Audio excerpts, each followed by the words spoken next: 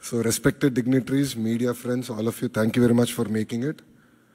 As Bhaskar Garu just stated, we all believe it's a historical movement in governance initiative.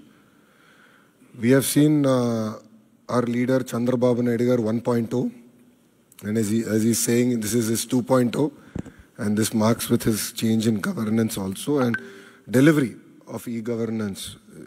I believe that this is a true transformation that we're going to achieve.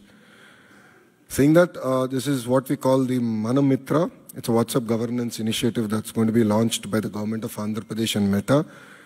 It's here to deliver seamless, efficient, citizen-centric public service delivery.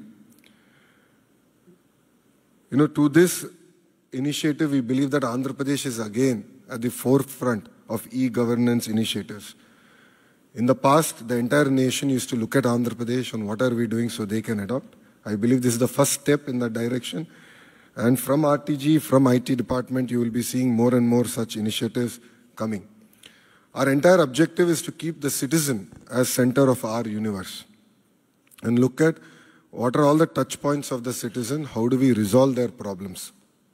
How do we ensure that on a day-to-day issues, both the government and the political system is not relevant?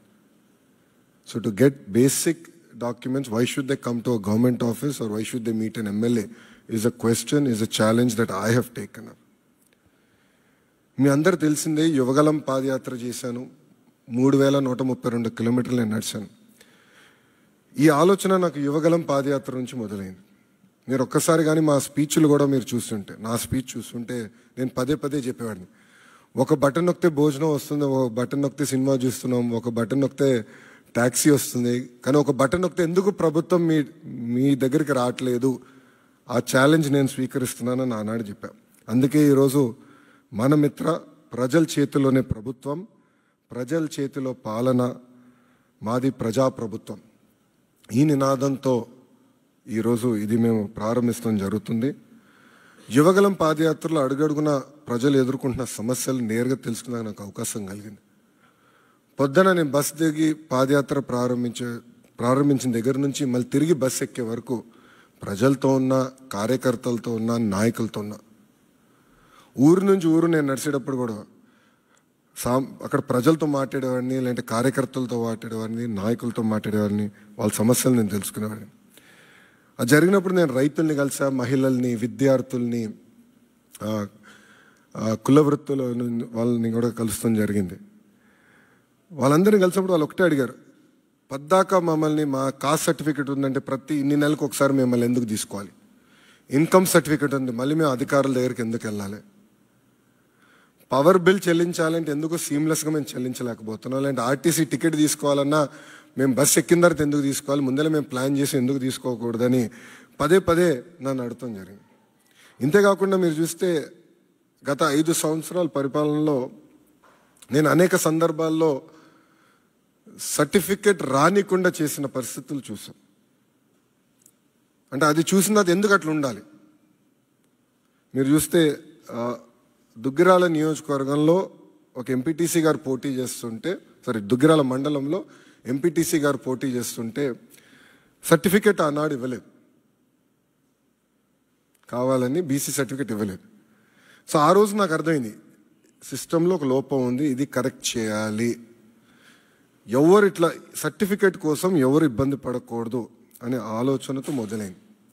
మీరు చూస్తే ఇప్పుడు అందరి జోబులో, ప్రతి ఇంట్లో ఒక smart phone ఉంది, అందరి జోబులో స్మార్ట్ ఫోన్ ఉంది. మా అంచనా ప్రకారం 60% మందికి స్మార్ట్ ఫోన్ అనేది ఈరోజు ఉంది. దాంట్లో ప్రధానంగా వాట్సాప్ అనేది అందరు ఇన్స్టాల్ చేసుకుంటారు. మీరందరూ కూడా వేలాది గ్రూపుల్లో ఉంటారు. నాకు కూడా ప్రభుత్వం పొరపాట్లు చేస్తే నాకు కూడా ఇక్కడున్న మీడియా మిత్రులతో సహా ప్రజలు కూడా మెసేజ్లు చేస్తాం జరిగింది.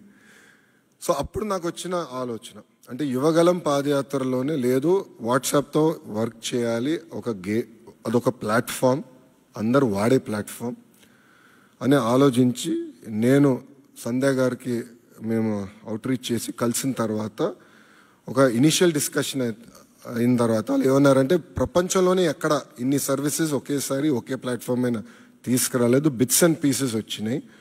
సో ఆర్టీసీ చేసి ఉండొచ్చు, లేదంటే మున్సిపాలిటీ చేసి ఉండొచ్చు, ఎవరు వాళ్ళు చేశారు. యాజ్ అ స్టేట్ ఎవరు చేయలేదు. ఇది వన్ ఆఫ్ ఇట్స్ కైండ్. మీరు చేయగలుగుతారా, అవుతుందా, మార్పు మీరు సిస్టంలో తీసుకురాగలుగుతారా అని నన్ను అడిగారు. సో అక్టోబర్ 22, 2024లో ఢిల్లీలో MOU ఒప్పందం కుదుర్చుకుంటాం జరిగింది. ఆ రోజు నేను ఛాలెంజ్ స్వీకరించాను. డిసెంబర్ నెలాఖరికల్లా లాంచ్ చేస్తామని నేను చెప్తాం జరిగింది. వాస్తవంగా 1 నెల ఎక్కువ తీసుకున్నాం. సో 3 నెలలు 9 రోజుల తర్వాత, అంటే MOU సంతకం పెట్టిన 3 నెలలు 9 రోజుల తర్వాత ఇది లాంచ్ చేస్తాం జరిగింది.